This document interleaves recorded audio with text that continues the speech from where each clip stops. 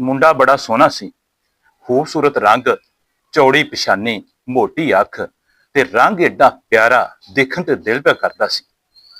ਉਹਦੇ ਬੁੱਲ ਜਿਹੜੇ ਨੇ ਲਾਲ ਸੁਰਖ, ਔਰਤਾਂ ਉਹਨੂੰ ਬੜਾ ਗੌਰ ਨਾਲ ਵੇਖਦੀਆਂ ਸੀ। ਔਰਤਾਂ ਦਾ ਅਲੱਗ, ਮਰਦਾਂ ਦਾ ਵੀ ਦਿਲ ਕਰਦਾ ਸੀ ਵੀ ਉਸ ਨੌਜਵਾਨ ਨੂੰ ਵੇਖੀ ਜਾਏ। ਇਹ ਨਾਈਆਂ ਦਾ ਮੁੰਡਾ ਸੇਪੀ ਕਰਦਾ ਹੁੰਦਾ ਸੀ ਤੇ ਉਹਨਾਂ ਦੇ ਇਲਾਕੇ ਦੇ ਵਿੱਚ ਕਿਤੇ ਪਾਸੇ ਤੋਂ ਕੋਈ ਬੰਦਾ ਆਇਆ, ਉਹਨੂੰ ਖਾਨ ਖਾਨ ਕਹਿੰਦੇ ਸੀ, ਤੇ ਉਹਨੇ ਆਣ ਕੇ ਕੋਈ ਜ਼ਮੀਨ ਖਰੀਦੀ। ਜ਼ਮੀਨ ਖਰੀਦਣ ਤੋਂ ਬਾਅਦ ਉਹਨੇ ਬੜਾ ਅੱਛਾ ਤੇ ਖੂਬਸੂਰਤ ਤੇ ਬਹੁਤ ਵੱਡਾ ਬੰਗਲਾ ਬਣਾਇਆ। ਉਸ ਤੋਂ ਬਾਅਦ ਉਹਦੇ ਵਿੱਚ ਆਪਣੀ ਉਹਨੇ ਰਿਹਾਇਸ਼ ਕੀਤੀ, ਲੋਕਾਂ ਨੂੰ ਆਮਨ ਜਾਮਨ ਦੀ ਇਜਾਜ਼ਤ ਦੇ ਦਿੱਤੀ ਵੀ ਜਿਹਨੂੰ ਕੋਈ ਕੰਮਕਾਰ ਹੋਵੇ ਮੇਰੇ ਕੋਲ ਆ ਜਾਵੇ ਕਰੇ। ਤੇ ਆਪਣੇ ਦੋਸਤਾਂ ਨੂੰ ਉਹਨੇ ਪੁੱਛਿਆ ਵੀ ਮੈਂ ਸੇਪੀ ਕਰਨੀ ਹੈ, ਵੀ ਮੇਰਾ ਕੋਈ ਕੰਮ ਕਰੇ। ਉਹਨਾਂ ਕਿਹਾ ਵੀ ਉਹ ਨੌਜਵਾਨ ਨਾਈਆਂ ਦਾ ਮੁੰਡਾ ਜਿਹੜਾ ਹੈ ਉਹ ਸੇਪੀ ਕਰਦਾ ਹੈ, ਤੁਹਾਡੀ ਸ਼ੇਪ ਸ਼ੂਪ ਕਰੇ ਕਰੇਗਾ ਤੇ ਕੁਝ ਸਾਲ ਬਾਅਦ ਜਿਹੜਾ ਉਹਨੂੰ ਕੋਈ ਤੁਸੀਂ ਦਾਣੇ ਜਾਂ ਕੋਈ ਪੈਸਿਆਂ ਦੀ ਸ਼ਕਲ ਦੇ ਵਿੱਚ ਉਹਨੂੰ ਮੁਆਵਜ਼ਾ ਦੇ ਦੇਣਾ। ਉਹਨੇ ਕਿਹਾ ਵੀ ਤੁਸੀਂ ਮੈਨੂੰ ਮਿਲਾਓ। ਜਦੋਂ ਉਹ ਖਾਨ ਉਸ ਨੌਜਵਾਨ ਨੂੰ ਮਿਲਦਾ ਤੇ ਇੰਨਾ ਖੂਬਸੂਰਤ ਉਹਨੂੰ ਲੱਗਾ ਵੀ ਵੇਖਦਾ ਹੀ ਰਿਹਾ। ਉਹਨੇ ਦਿਲ ਦੇ ਵਿੱਚ ਸੋਚਿਆ ਵੀ ਜਦੋਂ ਮੈਂ ਆਪਣੀ ਗੱਡੀ ਤੇ ਕਿਸੇ ਪਾਸੇ ਜਾਵਾਂ ਕਰਾਂ ਤੇ ਇਹ ਨੌਜਵਾਨ ਮੇਰੇ ਨਾਲ ਹੋਵੇ। ਉਸ ਨੌਜਵਾਨ ਨਾਲ ਸੇਪੀ ਦੀ ਗੱਲ ਕਰਨ ਤੋਂ ਬਾਅਦ ਉਸ ਨੂੰ ਇਹ ਕਿਹਾ ਵੀ ਅਗਰ ਮੈਂ ਕਿਤੇ ਪਾਸੇ ਆਪਣੇ ਦੋਸਤਾਂ ਤੇ ਜਾਂ ਆਪਣੇ ਕਿਤੇ ਕੰਮਕਾਰ ਜਾਵਾਂ ਤੇ ਤੁਸੀਂ ਮੇਰੇ ਨਾਲ ਚਲੇ ਜਾਓ ਕਰੋਗੇ। ਇਹ ਨਾਈਆਂ ਦੇ ਮੁੰਡੇ ਨੇ ਕਿਹਾ ਵੀ ਠੀਕ ਹੈ, ਜਦੋਂ ਤੁਸੀਂ ਕਹੋ ਕਰੋਗੇ ਸਰ, ਮੈਂ ਪਹੁੰਚ ਜਾਵਾਂ ਕਰਾਂਗਾ, ਤੁਹਾਡੇ ਨਾਲ ਚਲਾ ਜਾਵਾਂ ਕਰਾਂਗਾ।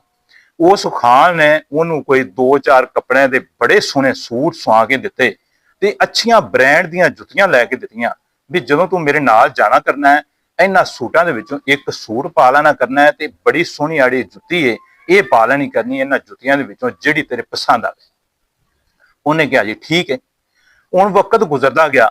ਇੱਕ ਦਫਾ ਖਾਨ ਸਾਹਿਬ ਨੂੰ ਉਹ ਕਾੜੇ ਵਾਲੀ ਸਾਈਡ ਤੇ ਕਿਤੇ ਕੋਈ ਕੰਮ ਪੈ ਜਾਂਦਾ ਤੇ ਉਸਨੇ ਆਪਣੇ ਇਸ ਨੌਜਵਾਨ ਨੂੰ ਪੈਗਾਮ ਭੇਜਿਆ ਵੀ ਆਪਾਂ ਜਾਣਾ ਹੈ। ਉਸਨੇ ਕਿਹਾ ਜੀ ਠੀਕ ਹੈ। ਇਹ ਨੌਜਵਾਨ ਨੇ ਨਹਾ ਕੇ ਤੇ ਬੜਾ ਸੋਹਣਾ ਸੂਟ ਦਾ ਇੱਕ ਕੱਪੜਾ ਹੈ ਉਹ ਆਪਣੇ ਤਨ ਤੇ ਲਗਾਇਆ ਤੇ ਇੱਕ ਅੱਛੀ ਸੋਹਣੀ ਬੜੀ ਜੁੱਤੀ ਪਾ ਲਈ ਤੇ ਤਿਆਰ ਹੋ ਗਿਆ। ਗੱਡੀ ਦੇ ਵਿੱਚ ਬੈਠ ਜਾਂਦੇ ਨੇ ਤੇ ਖਾਨ ਸਾਹਿਬ ਨੂੰ ਕਿਸੇ ਡੀਸੀ ਨਾਲ ਕੰਮ ਸੀ। ਇਹ ਜਾ ਕੇ ਤੇ ਡੀਸੀ ਦੇ ਕੋਲ ਪਹੁੰਚ ਜਾਂਦੇ ਨੇ ਤੇ ਉਹਨੂੰ ਮਿਲਦੇ ਨੇ, ਬੈਠ ਜਾਂਦੇ ਨੇ। ਡੀਸੀ ਸਾਹਿਬ ਨੇ ਇਹਨਾਂ ਦੀ ਖਿਦਮਤ ਕੀਤੀ ਤੇ ਉਸ ਤੋਂ ਬਾਅਦ ਡੀਸੀ ਸਾਹਿਬ ਆਪਣੇ ਕੁਝ ਸਾਹਮਣੇ ਟੇਬਲ ਦੇ ਉੱਤੇ ਕਾਗਜ਼ ਦੇ ਉੱਤੇ ਕੁਝ ਲਿਖਦੇ ਪਏ ਸੀ ਤੇ ਲਿਖਦਿਆਂ ਉਹਨਾਂ ਖਾਨ ਸਾਹਿਬ ਨੂੰ ਪੁੱਛਿਆ ਵੀ ਖਾਨ ਸਾਹਿਬ ਇਹ ਚੌਧਰੀ ਸਾਹਿਬ ਦਾ ਵੀ ਤਾਰਫ ਕਰਾਓ, ਇਹ ਕੌਣ ਨੇ। ਹੁਣ ਖਾਨ ਸਾਹਿਬ ਜਿਹੜੇ ਨੇ ਉਹ ਤਾਰਫ ਕਰਾਉਣ ਤੋਂ ਘਸਾਉਂਦੇ ਨੇ ਪਏ, ਉਹਨਾਂ ਦਾ ਦਿਲ ਨਹੀਂ ਪਿਆ ਕਰਦਾ ਵੀ ਮੈਂ ਇਸ ਨੌਜਵਾਨ ਦਾ ਤਾਰਫ ਕਿਸ ਤਰ੍ਹਾਂ ਕਰਾਂ। ਕੁਛ ਦੇਰ ਤੋਂ ਬਾਅਦ ਡੀਸੀ ਸਾਹਿਬ ਨੇ ਫਿਰ ਕਿਹਾ ਵੀ ਇਹ ਚੌਧਰੀ ਸਾਹਿਬ ਦਾ ਤਾਰਫ ਕਰਾਓ, ਲੇਕਿਨ ਖਾਨ ਸਾਹਿਬ ਨੇ ਤਾਰਫ ਦੂਸਰੀ ਦਫਾ ਵੀ ਕਹਿਣ ਦੇ ਮੁਤਾਬਕ ਨਾ ਕਰਵਾਇਆ। ਉਹ ਨੌਜਵਾਨ ਸੁਣਦਾ ਹੀ ਪਿਆ ਤੇ ਉਸ ਨੇ ਡੀਸੀ ਸਾਹਿਬ ਨੂੰ ਕਿਹਾ ਸਰ ਜੀ, ਇਹ ਖਾਨ ਸਾਹਿਬ ਮੇਰਾ ਤਾਰਫ ਨਹੀਂ ਕਰਵਾ ਰਿਹਾ, ਅਗਰ ਮੈਨੂੰ ਇਜਾਜ਼ਤ ਹੋਵੇ ਤੇ ਮੈਂ ਆਪਣਾ ਤਾਰਫ ਆਪ ਕਰਵਾ ਲਵਾਂ। ਉਹਨੇ ਕਿਹਾ ਜੀ ਕਰਵਾ ਲਓ। ਉਹ ਨੌਜਵਾਨ ਨੇ ਕਿਹਾ ਵੀ ਮੈਂ ਨਾਈ ਹਾਂ ਜ਼ਾਤ ਦਾ ਤੇ ਇਹਨਾਂ ਦੀ ਮੈਂ ਸੇਪੀ ਕੀਤੀ ਹੈ, ਮੈਂ ਇਹਨਾਂ ਦਾ ਕੰਮ ਕਰਨਾ। ਜਦੋਂ ਡੀਸੀ ਸਾਹਿਬ ਨੇ ਇਹ ਗੱਲ ਸੁਣੀ, ਉਹ ਖੜੇ ਹੋ ਕੇ ਉਹਨਾਂ ਸਲੂਟ ਕੀਤਾ ਵੀ ਕਿੱਡਾ ਸੋਹਣਾ ਤਾਰਫ ਤੁਸੀਂ ਕਰਵਾਇਆ। ਇਹ ਵੇਖ ਕੇ ਤੇ ਉਸ ਨੌਜਵਾਨ ਨੇ ਵੀ ਖੜੇ ਹੋ ਕੇ ਡੀਸੀ ਸਾਹਿਬ ਨੂੰ ਸਲੂਟ ਕੀਤਾ, ਕਿਹਾ ਵੀ ਇਹ ਤੁਸੀਂ ਤਾਰਫ ਕਰਾਇਆ ਮੇਰਾ ਬੜਾ ਹੀ ਦਿਲ ਖੁਸ਼ ਹੋਇਆ। ਇੰਨਾ ਅੱਛਾ ਤਾਰਫ ਤੇ ਇੰਨਾ ਸਾਫ਼ ਤਾਰਫ ਜਿੰਦੇ ਵਿੱਚ ਤੁਸੀਂ ਆਪਣੀ ਜ਼ਾਤ ਉਹ ਵੀ ਨਹੀਂ ਲੁਕਾਈ ਤੇ ਸਾਰਾ ਸਾਹਮਣੇ ਜੋ ਹੈਗਾ ਉਹ ਦੱਸ ਦਿੱਤਾ। ਡੀਸੀ ਸਾਹਿਬ ਨੇ ਉਸ ਨੌਜਵਾਨ ਨੂੰ ਕਿਹਾ ਵੀ ਅੱਜ ਤੋਂ ਬਾਅਦ ਤੈਨੂੰ ਕੋਈ ਕੰਮ ਹੋਵੇ ਤੇ ਤੂੰ ਖਾਨ ਸਾਹਿਬ ਦਾ ਵੀ ਹਵਾਲਾ ਨਹੀਂ ਦੇਣਾ, ਮੇਰੇ ਕੋਲ ਆਉਣਾ ਤੇ ਮੈਨੂੰ ਦੱਸਣਾ, ਇਨਸ਼ਾਅੱਲਾ ਜੋ ਕੰਮ ਤੈਨੂੰ ਹੋਵੇਗਾ ਮੈਂ ਤੇਰਾ ਕੰਮ ਕਰਾਂਗਾ। ਤੇ ਡੀਸੀ ਸਾਹਿਬ ਨੇ ਕਿਹਾ ਵੀ ਅਗਰ ਤੈਨੂੰ ਕੰਮ ਨਾ ਵੀ ਹੋਵੇ, ਤੂੰ ਜਦੋਂ ਕਿਤੇ ਇੱਥੋਂ ਗੁਜ਼ਰਨਾ ਹੈ ਜਾਂ ਜਦੋਂ ਤੇਰਾ ਟਾਈਮ ਹੋਵੇ, ਤੂੰ ਕੱਲਾ ਮੈਨੂੰ ਮਿਲਣ ਹੀ ਆ ਜਾਇਆ ਕਰ। ਇਹ ਤੇਰੀ ਗੱਲ ਨੇ ਇਹ ਸੁਣ ਕੇ ਤੇ ਮੈਨੂੰ ਬਹੁਤ ਹੀ ਅੱਛੀ ਲੱਗੀ ਹੈ। ਇੰਨਾ ਸਾਫ਼ ਤਾਰਫ ਤੂੰ ਕਰਵਾਇਆ ਜਿੰਦੇ ਵਿੱਚ ਆਪਣੀ ਜ਼ਾਤ ਤੂੰ ਉਹ ਨਹੀਂ ਲਗਾਈ। ਉਸ ਤੋਂ ਬਾਅਦ ਖਾਨ ਸਾਹਿਬ ਨੇ ਉਹ ਵਾਪਸ ਆ ਜਾਂਦੇ ਨੇ।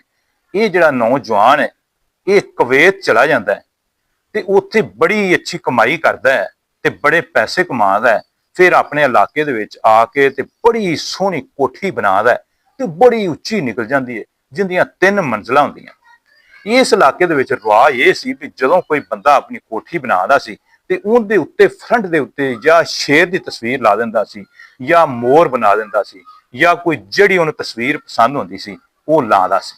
ਹੁਣ ਲੋਕਾਂ ਨੇ ਵੇਖਿਆ ਵੀ ਇਹ ਜਿਹੜੀ ਕੋਠੀ ਬਣ ਗਈ ਹੈ ਇਹ ਆਪਣੇ ਰਾਜਾ ਸਾਹਿਬ ਦੀ, ਇਹ ਨਾਈਆਂ ਨੂੰ ਲੋਕ ਰਾਜਾ ਸਾਹਿਬ ਵੀ ਕਹਿੰਦੇ ਸੀ ਵੀ ਰਾਜਾ ਸਾਹਿਬ ਦੀ ਜਿਹੜੀ ਕੋਠੀ ਬਣ ਗਈ ਇਹਦੇ ਉੱਤੇ ਪਤਾ ਨਹੀਂ ਕਿਹਦੀ ਤਸਵੀਰ ਲਾਵਣ ਦੇ। ਲੇਕਿਨ ਉਹਨਾਂ ਇੱਕ ਐਸਾ ਕੰਮ ਕੀਤਾ, ਲੋਕ ਵੀ ਹੈਰਾਨ ਹੋ ਗਏ। ਬਿਲਕੁਲ ਫਰੰਟ ਤੇ ਉੱਚੇ ਜਾ ਕੇ ਉਹਨਾਂ ਨੇ ਆਪਣੀ ਜਿਹੜੀ ਨਾ ਉੱਥੇ ਜਿੱਥੇ ਤਸਵੀਰ ਲਾਉਣੀ ਸੀ ਉੱਥੇ ਇੱਕ ਕੈਂਚੀ ਦੀ ਤਸਵੀਰ ਜਿਹੜੀ ਨਾ ਉਹ ਬਣਵਾਈ, ਦੂਸਰੀ ਸਾਈਡ ਤੇ ਉਸਰੇ ਦੀ ਤਸਵੀਰ ਬਣਵਾਈ, ਤਾਂ ਕਿ ਲੋਕਾਂ ਨੂੰ ਇਹ ਪਤਾ ਲੱਗ ਜਾਏ ਵੀ ਇਹ ਮੁੰਡਾ ਨਾਈਆਂ ਦਾ। ਆਪਣੀ ਜ਼ਾਤ ਉਹਨੇ ਨਾ ਲਗਾਈ। ਅੱਲਾ ਨੇ ਉਹਨੂੰ 6 ਪੁੱਤਰ ਦਿੱਤੇ, ਉਹ ਵੀ ਬੜੇ ਗੱਭਰੂ ਜਵਾਨ ਤੇ ਬੜੇ ਖੂਬਸੂਰਤ ਸਨ। ਤੇ ਉਸ ਇਲਾਕੇ ਦੇ ਵਿੱਚ ਉਸ ਤਰ੍ਹਾਂ ਦੀ ਕੋਠੀ ਕੋਈ ਨਹੀਂ ਸੀ। ਜਾਂਦਾ ਆਉਂਦਾ ਉਹ ਡੀਸੀ ਸਾਹਿਬ ਨੂੰ ਮਿਲਦਾ ਰਹਿੰਦਾ ਸੀ। ਡੀਸੀ ਸਾਹਿਬ ਵੀ ਉਹਦੀ ਇਸ ਗੱਲ ਤੋਂ ਬੜੇ ਖੁਸ਼ ਸਨ, ਬੜੇ ਇੱਜ਼ਤ ਕਰਦੇ ਸੀ ਵੀ ਇਹਨੇ ਆਪਣੀ ਜ਼ਾਤ ਨਹੀਂ ਤਬਦੀਲ ਕੀਤੀ। ਗੱਲ ਕਰਨ ਦਾ ਮਕਸਦ ਇਹ ਆ ਵੀ ਐਵੇਂ ਜਲਦੀ ਜਲਦੀ ਆਪਣੀ ਜ਼ਾਤ ਜਿਹੜੀ ਤਬਦੀਲ ਕਰ ਲੈਣੀ, ਆਪਣਾ ਨਾਂ ਤਬਦੀਲ ਕਰ ਲੈਣਾ, ਆਪਣੀ ਮਸ਼ਹੂਰੀ ਵਾਸਤੇ ਆਪਣਾ ਇਲਾਕਾ ਤਬਦੀਲ ਕਰ ਲੈਣਾ, ਇਹਦੇ ਨਾਲ ਇੱਜ਼ਤ ਨਹੀਂ ਬਣਦੀ। ਇੱਜ਼ਤ ਜ਼ਿਲਤ ਦਾ ਮਾਲਕ ਅੱਲਾ ਹੈ। अस्सलाम वालेकुम वरहमतुल्लाहि वबरकातुहू।